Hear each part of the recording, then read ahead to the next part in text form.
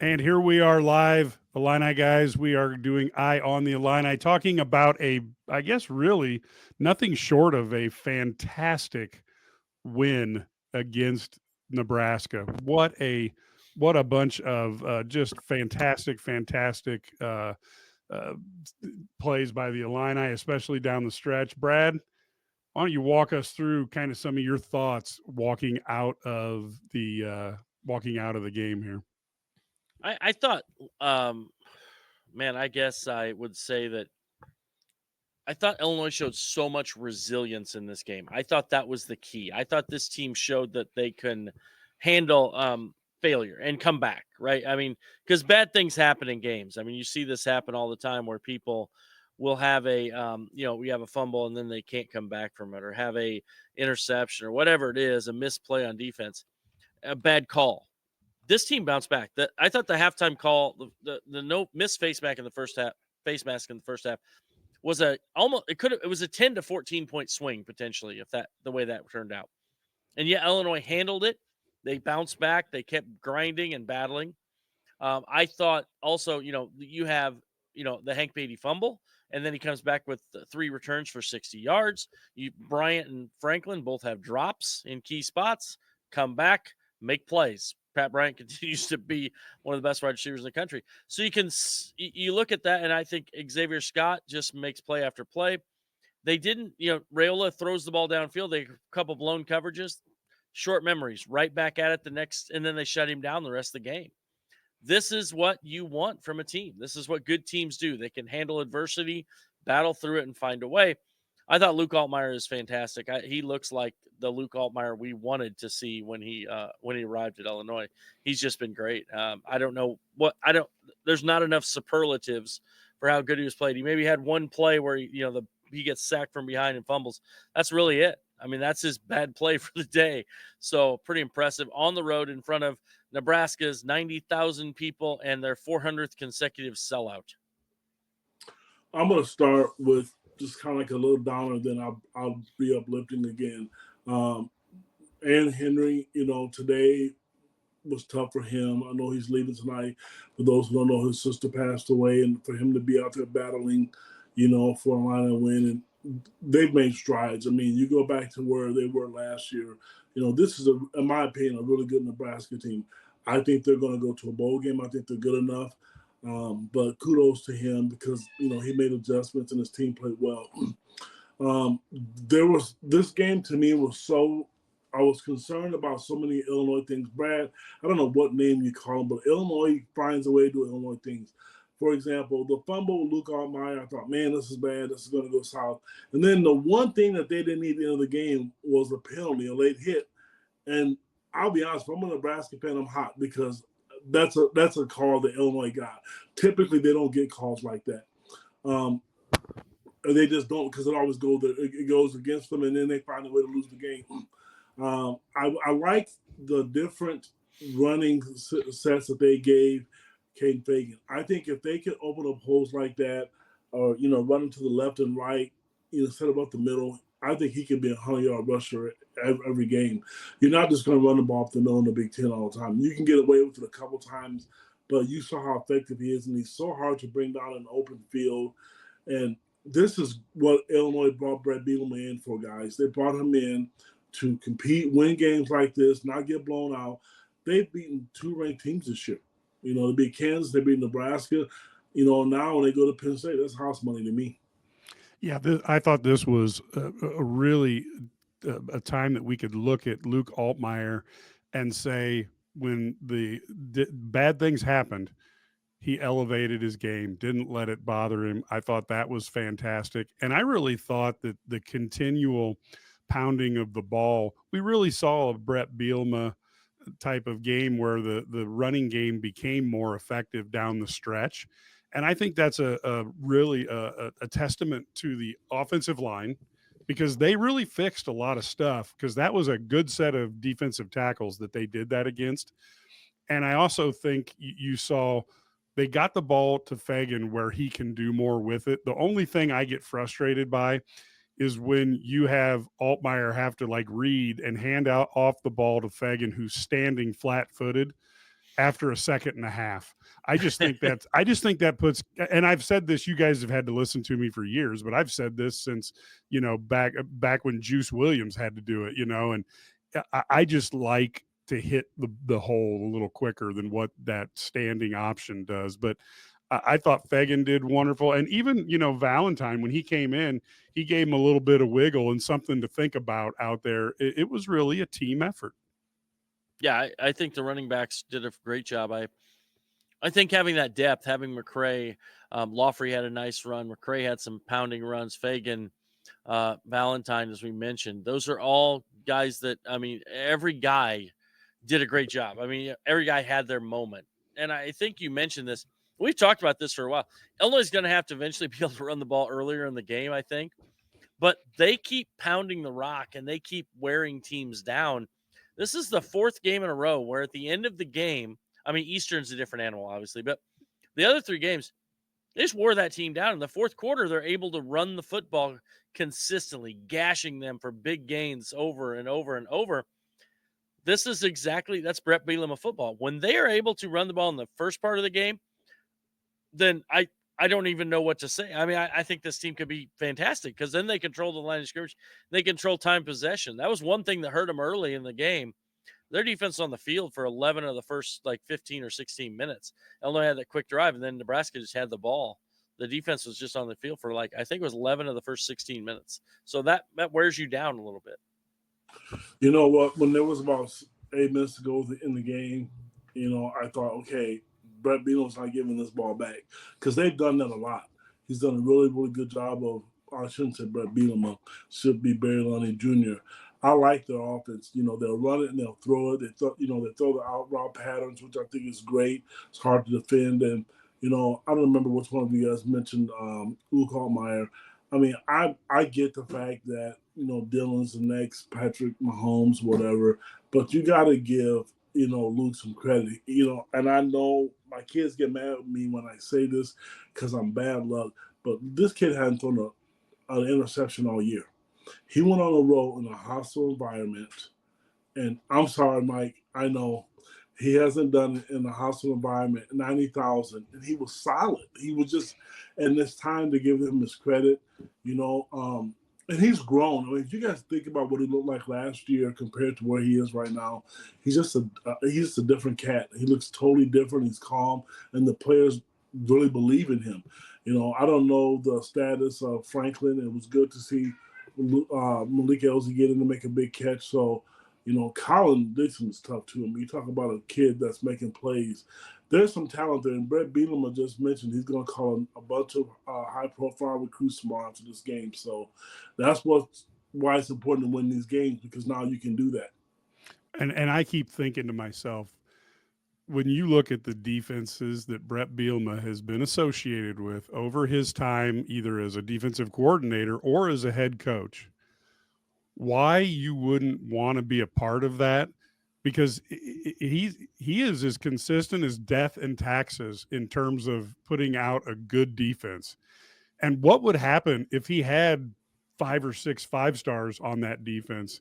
I keep looking at that and thinking, just how good could he be with Ohio State talent or something like that? Because the man, when he coaches, him and his coordinators, they put out a product come what or high water. Brad? So I wonder about that because I was thinking about that. I'm not sure it would matter. And here's why. Illinois is now 7-3 in games that are decided by a touchdown or less. They are great at winning close games, but they don't blow people out.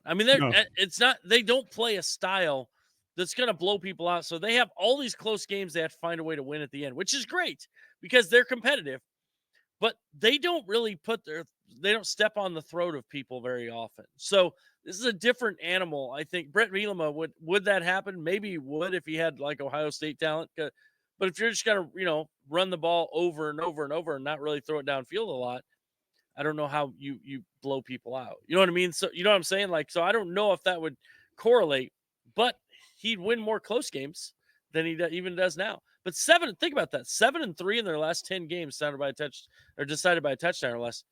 That's that is a testament to his coaching. And it's his philosophy. I mean, for me, I can't speak for everyone else. I'm like, man, throw it down the field just a couple times. I mean, just to see, but it's not what they do. And he's a master. I mean, if you guys remember a couple of years ago, I think it was against Nebraska.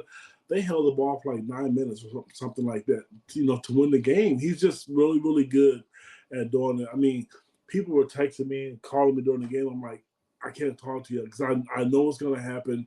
And, but then the turnover happened with Luke, but he learned from it. I'll tell you what, I think he's dodged a few bullets with that because he runs with the ball out quite a bit, and this is a learning experience for him.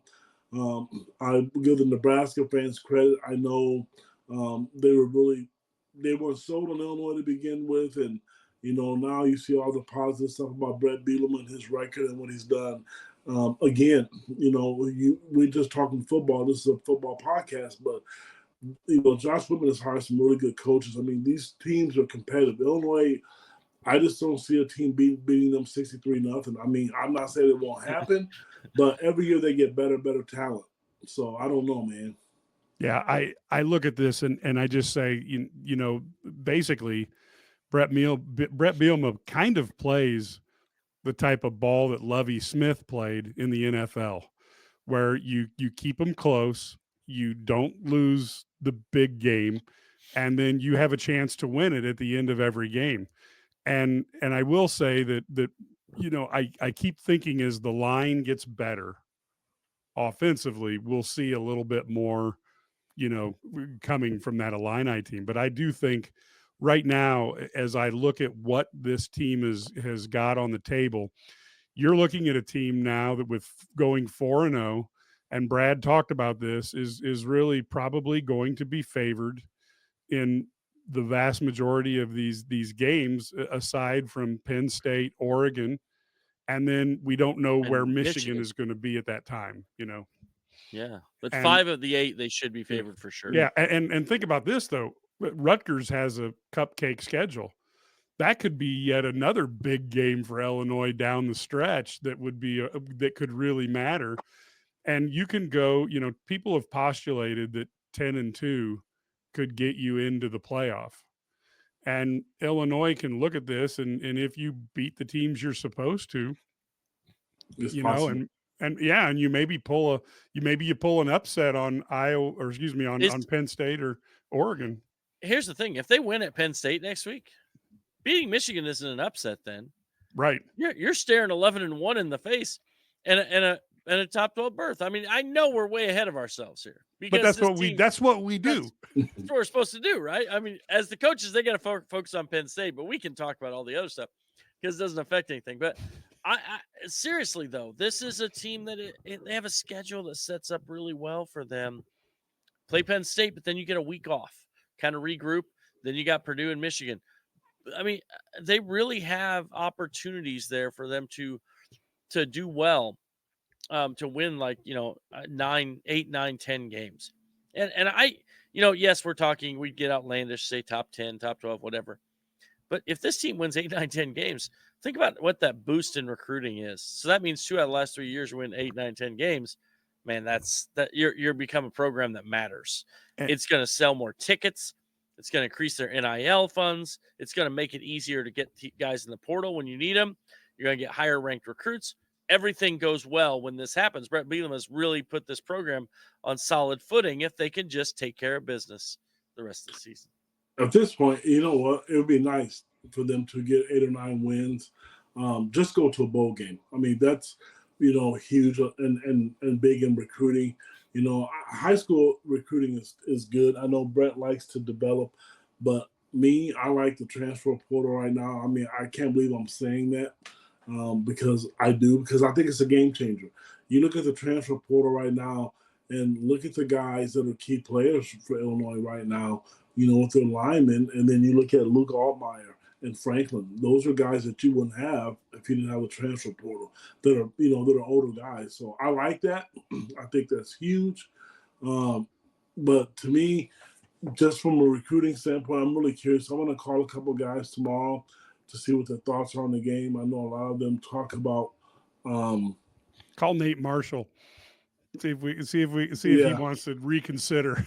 It's gonna be nice though. I'm really excited to see how that plays out. But And I think Jason's thinking like Brad, the Ducks aren't that good. Let's just go Yeah. out there and you beat know them. what? But in fairness, I mean, going into the season, we all thought Oregon was going to be just world beaters, and they're beatable. I mean, they just are. And I tell you what, I can assure you, Illinois got Penn State's attention tonight. I can assure you that. Yeah, I totally agree. They got their attention. And look, they just a couple of years ago, Illinois beat them. So there's got to be a way, if you're Penn State and you're like, well, we lost to Brandon Peters, we could lose to Luke Altmaier. And I have to say that when you look at the overall stats this game, when you see the fact that you had 9 different guys catch the ball. You had 5 5 different guys rush the ball, or 4. Let's take Luke out of the mix there. But you're in this zone where it's like the whole team effort. And then this ability, we talked about this in the press box last year. The 3 of us were more sold on the defensive backs physically than anybody else. Most of the people are like, oh, the defensive backs are bad. But we were like, yeah, they're inexperienced. I don't know if I would say they were bad, but they certainly had the potential, which, as Harry Carey used to say, potential means you haven't done doo-doo yet. So they had the physical potential to be good. And we're seeing the development of these players from a recruiting standpoint.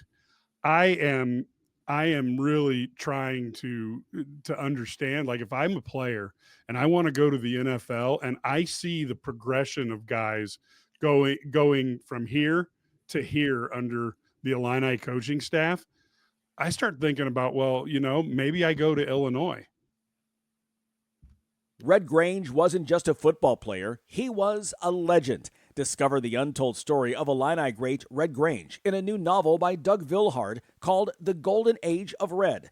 This captivating book takes you back to the 1920s when a humble young Illinois player transformed into the galloping ghost and electrified the nation. Get your copy of The Golden Age of Red by Doug Vilhard today. Available on Amazon and wherever books are sold. Yeah, I mean, why not? I mean, this is they have a system that's going to work, right? I mean, Brett Bielema has proven he can do this in the Big Ten, and I think they can recruit really well. And as we all know, it's DBU right now with you got guys performing really well in the NFL, but then they're going to put offensive linemen. Brett Bielema's going to have offensive linemen, defensive linemen, putting those guys in the NFL and they're performing. It's like, wait a second, I can do well. And then you got a quarterback like Altmaier who's having a great year. You've put wide receivers like Pat Bryant is going to, you see this. Now you're starting to, it helps in recruiting. It's like now he's got something they can sell. Say, here's what we've done. We didn't able to do this. I think like, Brad Underwood had this in basketball when, after the 1 seed, Io goes to the NBA now. So many guys like, oh, now we get Terrence Shannon first round.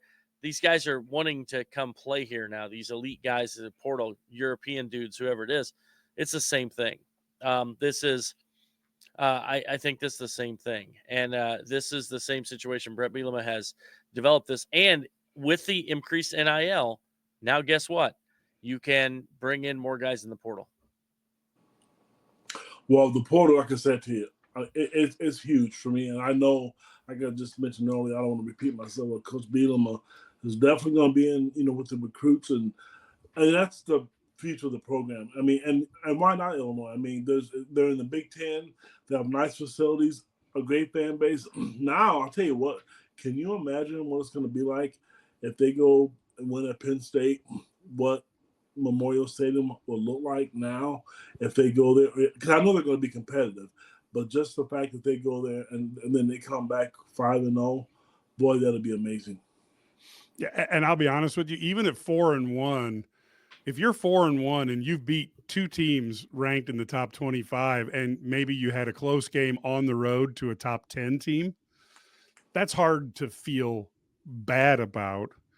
But I'm constantly impressed by what this team does. And again, Brett Bielema is a guy who is is a good football coach. I know sometimes it's not like the sexiest thing in the world, but he goes out and he recruits players that fit his system.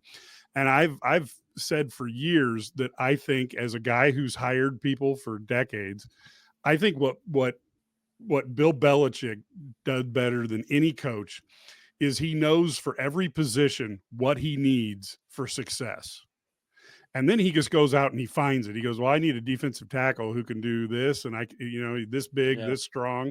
And then he gets them. And I think Bielema sometimes does that. And I think that's where he confounds some of the ratings analysts who go, oh, that guy's not that good. Well, Brett Bielema knows what he needs for his positions, and he pulls a guy out and he gets him, and he does. I think the best example of that, or not the best, but one of them this year, look at Colin Dixon. A guy that when he was recruited, how many people were excited? Colin Dixon. Oh, he's pretty good. Looks like he's good. We'll see how he does.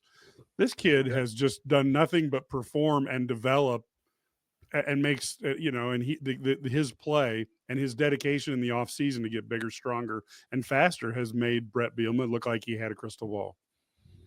Well, yeah, I totally agree. And then how about the the interception by Cox? How about Cox? I mean, Cox has been fantastic. Now, I talked about that. I got to toot my own horn there. I liked him. Yes, you did. I talked about him in preseason because I think although he's small, he has great cover skills, and you saw that on display. Now, the one guy jumped over him the one time. He was standing there, looked like a little kid batting at the ball, when you're holding it up. But he also makes the play on the ball in the end zone, makes that thing. This is the kind of guy that he goes out and gets. Says, I need a guy to maybe be a nickel coverage guy. Here's my guy. Maybe he's a 60, but he can come in and he can cover a guy man to man. And you notice all their DBs can cover man to man. Bailey, even as a safety, can cover dudes man to man, and you saw him do a great job in coverage. So that's what they did. They recruit to their system. There's something, it's a system. They have a system. And that's why they're successful. I like Lee's comment. I mean, Barry Lundy came through in the end. They're really good in the red zone, fellas. I mean, I know we've talked about that. They are really good. I feel really confident once they get down there. They do a lot of misdirections. I mean, they're really good. And like we just mentioned also with Ann Henry, to give up 28 points, whatever it was on the road, 24 points on the road in a hostile environment like that, I'll take that. I mean, just the coaching stuff. I know we talk about Brett a lot, but we also have to give the assistant coaches credit because they are out there in the trenches and doing it, and working their behinds off as well. It's just nice to see the fans get excited about Illinois football again. I'm curious to see what the national media will start to look like. And, when you listen to some of the talk shows, you're going to start talking about Illinois football again. But what you will hear, they're going to say, we're not surprised because it's Brett. Brett has been really successful. The people who know and follow him know how good he's been as a coach. Ken, I got to piggyback on that. This game also, you talk about national media. This game was the game on TV. Think about how many guys, guys that I follow, national guys and guys that I interact with on Twitter.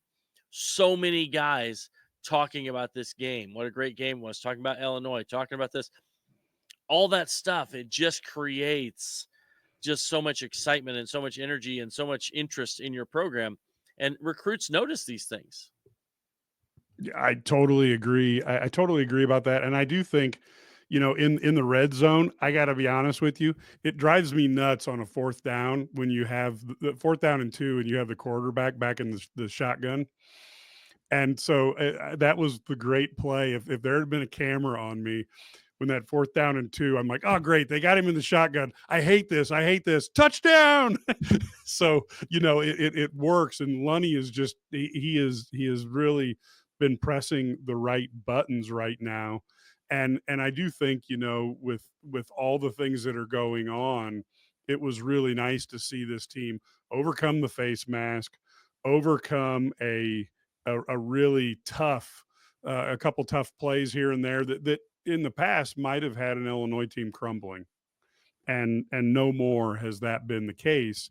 And I just think this team has a possibility. And I think even the coaching staff may have developed. Maybe like I don't think Brett Bielema was as mad about some calls that weren't really good. I don't think he got as upset about that, and I don't think his team focused on that as much. So I mean, even in terms of as a coach, I think there's a developmental difference, and I think maybe they're trying to raise the bar as much for themselves as they are for the players. Yeah, and Mike, you mentioned that. I think that some of that too. Brett Bielema knows his team can overcome a bad call or a or something or whatever. Something goes against A it. turnover or mistake. I don't think he did. I think he Right. got so upset because I don't think a couple of years ago he thought they could overcome that. He's like, oh crap. That first Yeah. year, remember, he's always on the officials that first year. Always were, because a bad call could totally wreck the game, right? Now it's like, okay, we get the face mask call. He's on the official, but then we move on because we know we can score. We know we can do things, and so that's a big difference, I think. Frank mentioned the face mask that Brad talked about earlier. That was huge. I don't know how you missed something like that. It wasn't like he was being tackled. I mean, it was clearly out in the open. I mean, that could have been a game changer. I mean, luckily it didn't kill him, but basically, in a nutshell, and there were some calls tonight that I finally thought that went Illinois' way. Like I said, at the end of the game, if I'm an official, I'm throwing the flag, and I think maybe they didn't throw the flag was probably because of the time on the clock. Another thing, Nebraska's receivers are huge. They're really tall. They have, I've heard a lot about their recruiting and talent. They've got some dudes, man. I mean, really, really tall and big guys. This is the run my own business dream. This is the colleges paid for dream. This is the retire early dream. This is Busey, where your dreams and possibilities become moments through trusted guidance and expertise, through lifelong relationships. Because we're here to help you achieve the life you've always envisioned. Yeah, I totally agree. Well, I tell you, I know you guys, Brad, you got to be over in Indiana early tomorrow. Wanted to kind of start a wrap up, but I will make a appeal out to folks. If you're listening to this either on podcast or on YouTube later on, or you're here live on YouTube or Twitter right now. First thing is thank you for listening. We appreciate it. If you enjoy this stuff, please go to IlliniGuys.com, our website. If you join there for only 27 cents a day, you get all our articles, all our videos, everything. But the most important thing you get is we have message boards. And in those message boards, you can talk to other Illini fans. There's varying degree of crazy out there. And you can also talk directly to Brad or Ked or Matt Stevens or myself or Larry Smith. So not only do you get a chance to read articles or listen to us, but you get a chance to then ask the question, like, what do you mean by that? Or what do you think about this? And it's kind of an additional level for folks who think they know what's going on around Illini sports. Let me tell you something. You don't. The two guys who are on screen or on this podcast with me, they know. And so you get a chance to really experience a deeper level of that Illinois fandom. And I think that it's really worth looking for. And if you haven't listened to our podcast, besides maybe Eye on the Illini, we have the Illini Guys Sports Spectacular. That's our radio show. You can listen to that either on podcast, or you can go to our IlliniGuys.com, hit the radio button, and see all the stations, listen to it on the radio on a local station nearest you. And we also do a Big Ten show called Big Sports Radio. And you can get coverage of the whole Big Ten because we've all grown up being Big Ten fans for longer than we'd like to admit. So, you can get that on a podcast, or you can listen live as well there. Either way, we would love to have you. And of course, you can subscribe to our IlliniGuys.com channel on YouTube. And you can also go ahead and get and follow us on Twitter and get the latest information there as well. So with that, folks, we are going to call this one an evening. Thank you so much. And in a short period of time, I will get on with Matt Stevens. I don't know if we're going to do it live like this or not, but one way or the other, there will be a podcast with Matt. He is right now talking to the coaches and the players in the locker room. It gets to be a late night for us, but it'll be there for folks in the morning if you get up and you feel like, boy, it'd be really nice to go out to a restaurant. As I drive there, I'll listen to and relive some of this victory, because as you Illini fans know, these seasons that start off like this are rare. I think 1951 and 2011 are the last two times Illinois went 4-0. So I've experienced one, so it's good to make it to two. Hey, did you guys know that they canceled class in Nebraska today because it was a 400 consecutive sellout? Did you guys see that? Yeah. And you know, I will throw one thing. Somebody who hey, Ked, nothing personal. They get the same education in Nebraska whether they cancel class or not. Well, you know, and somebody had a comment that the Cornhusker fans were thought this would be a breeze. And I spent my time on at least 3 Cornhusker podcasts this week. Now, one of them with Caleb Henry. He's worked in his media credentials before. Was but he the other that guy you had on as a guest, Mike? Yeah, he was a guy I had on Okay, Eye on the Illini. Okay, I'm sorry to interrupt you, but I preview. listened to that today. And the one thing he said that Blue made me bloods? drive off the road was when he said that they're a blue blood in college football. Dude, 20 years ago you were. Not right now you're not. I mean, yes, they sell out. But when he said they're a blue blood in college football, no, I'm sorry. But they're a little bit the Indiana of college football. They're not a blue blood anymore. That's the past 20 years ago. But their fan base is they have fan base support that is like unbelievable. I gotta be honest with you. 400 consecutive sellouts. Yep. Yeah. They're I told him he was talking about volleyball. They're exactly. a blue blood in volleyball. Yeah. Yeah. But I will tell you but he's cool. He understands this is going to be a good game. Now, the other 2 guys, when I told them I picked Illinois to win, they looked at me like I had a third eye right there. And I'm like, and I've just kind of shrugged my shoulders. But I tell you, this was a huge, huge night for the Illini. We really hope you enjoy our coverage. And we will be back, like I said, with another podcast and video. Just have to decide how live Matt wants to make it at 12:30 in the morning. So with that, folks, thank you very much. And we will have those. And then, of course, Monday night, we will have our Penn State preview with Mike Gross from the Lancaster paper out there. Until then, go Illini.